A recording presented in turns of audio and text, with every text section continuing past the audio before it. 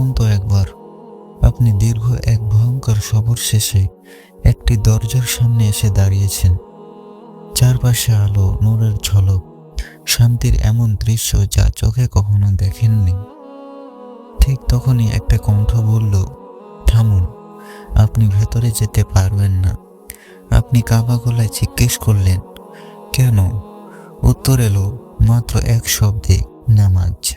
আজ আমরা বলি কাল থেকে পড়ব, এখন ব্যস্ত, মন চায় না। কিন্তু কিয়ামতের দিন এই অজুহাতগুলো কেউ শুনবে না। সেদিন শুধু একটাই প্রশ্ন, নামাজ কোথায়? প্রিয় ভাই, এই গল্পটি ভবিষ্যতের। এখনো দরজা বন্ধ হয়নি, এখনো আজান হচ্ছে, এখনো সিজদা করার সুযোগ আছে। আজ যদি ফিরে আসেন, আল্লাহ খুশি হবেন। এক ওয়াক্ত দিয়ে শুরু করুন, আল্লাহ আপনার পথ খুলে দেবেন।